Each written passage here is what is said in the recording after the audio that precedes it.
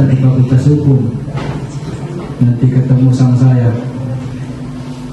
atau kita langsung tanya kakak-kakak di sini macam daftar.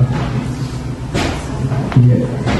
Dan sore hari ini pada pukul 14.45 saya buka promosi sarjana secara resmi atas nama saya Fian Fabian sebagai Wakil Dekan Fakultas Hukum Universitas Tembagapura. Bismillahirrahmanirrahim. Bismillahirrahmanirrahim. Assalamualaikum warahmatullahi wabarakatuh. Alhamdulillah, puji syukur tak henti-hentinya kita panjatkan kepada Tuhan Yang Maha Esa. Sebelumnya terima kasih yang sebesar-besarnya kepada yang terhormat Bapak Fian Fadliawan SH.MH Cemet selaku Wakil Dekan Fakultas Hukum Universitas Tembagapura Mamuju, kepada yang terhormat Bapak Kepala Desa Sumare atau yang mewakili yang menyempatkan hadir pada hari ini, yang terhormat para tamu undangan yang saya hormati.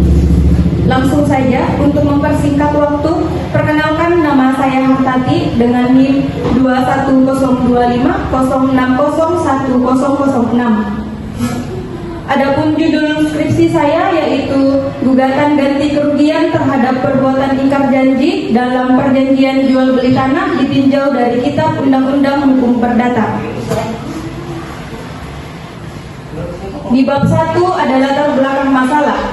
Perjanjian jual beli tanah adalah kesepakatan sah yang mengikat penjual dan pembeli, namun sering menimbulkan persoalan ketika salah satu pihak melakukan wan prestasi seperti keterlambatan, penolakan, atau penjualan ganda. Sengketa tanah terus meningkat seiring tingginya nilai dan kebutuhan lahan, menjadikannya perkara dominan di pengadilan. Padahal, jual beli tanah seharusnya memenuhi syarat hukum, baik material maupun formil, termasuk dibuatnya akta jual beli oleh PPAT atau pejabat pembuat akta tanah.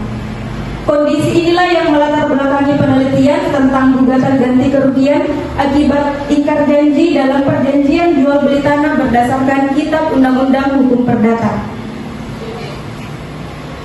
Rumusan masalah saya terbagi menjadi dua bagian. Yang pertama yaitu bagaimanakah mekanisme penyelesaian dan pertanggungjawaban hukum terhadap pihak yang dirugikan akibat prestasi dalam perjanjian jual beli tanah berdasarkan Kitab Undang-Undang Hukum Perdata.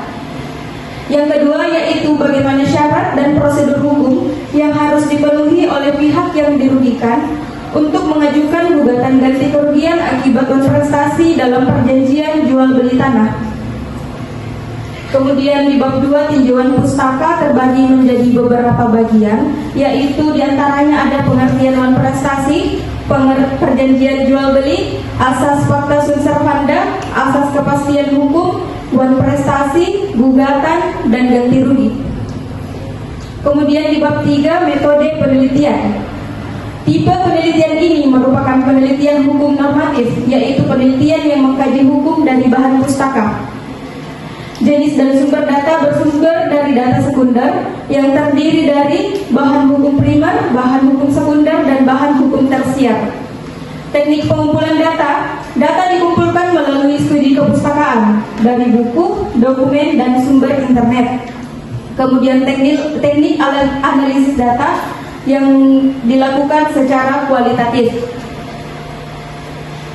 Selanjutnya yaitu hasil dan pembahasan. Dilihat dari rumusan masalah pertama yaitu mekanisme penyelesaian dan pertanggungjawaban hukum akibat prestasi dalam perjanjian jual beli tanah berdasarkan Kitab Undang-Undang Hukum Perdata, dapat dilakukan melalui jalur litigasi atau pengadilan atau jalur non litigasi. Di antaranya yaitu negosiasi, mediasi, konsiliasi, dan arbitrase. Dengan pertanggungjawaban hukum berdasarkan pasal 1267 Kitab Undang-Undang Hukum Perdata yang memberikan opsi pemenuhan perjanjian, pembatalan perjanjian, atau ganti rugi. Perjanjian jual beli tanah harus memenuhi syarat sah per pasal 1320 Kitab Undang-Undang Hukum Perdata. Dan wan prestasi dapat diatasi melalui perjanjian pengikatan jual beli yang dibuat di hadapan notaris atau PPAT dengan akta resmi sebagai bukti sempurna untuk melindungi pihak yang dirugikan. Kemudian pada rumusan masalah yang kedua yaitu syarat dan prosedur gugatan ganti rugi akibat non prestasi. Syarat untuk mengajukan gugatan ganti kerugian meliputi adanya perbuatan melawan hukum, kesalahan, kelalaian atau kesengajaan, dan kerugian nyata yang dapat diduga berdasarkan pasal 1243 dan 1365 Kitab Undang-Undang Hukum Perdata. Prosedur dimulai dengan somasi tertulis untuk membuktikan kelalaian debitur, diikuti pengajuan gugatan ke pengadilan perdata dengan bukti seperti perjanjian, akta PPAT, dan dokumen pembayaran.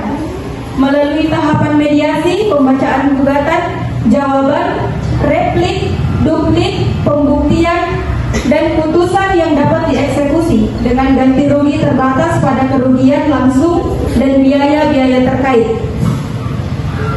Next. Kemudian di bab 5 ada kesimpulan dan saran.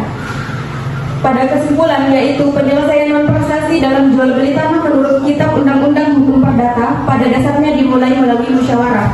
Jika gagal, pihak yang dirugikan dapat menuntut ganti rugi, pembatalan perjanjian, atau mengajukan gugatan ke pengadilan. Aturan ini bertujuan untuk melindungi hak pihak yang dirugikan serta menjamin kepastian hukum. Untuk mengajukan gugatan ganti rugi, pihak yang dirugikan harus memenuhi syarat adanya perjanjian yang sah, terjadinya wan prestasi, dan adanya bukti kerugian. Kemudian saran, para pihak yang terlibat dalam jual beli tanah sebaiknya memahami dengan baik hak dan kewajiban dalam perjanjian agar dapat menghindari wan prestasi dan menyelesaikan sengketa secara lebih mudah. Musyawarah hendaknya diutamakan sebelum menempuh jalur pengadilan karena lebih cepat, murah, dan menguntungkan kedua belah pihak.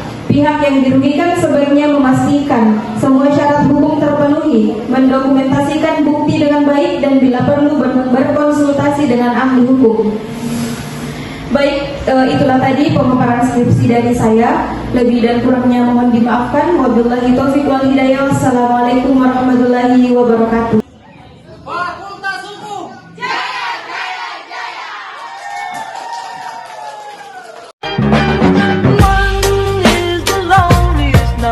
That you'll ever do. Two can be as bad as one. It's the loneliest number since the number one.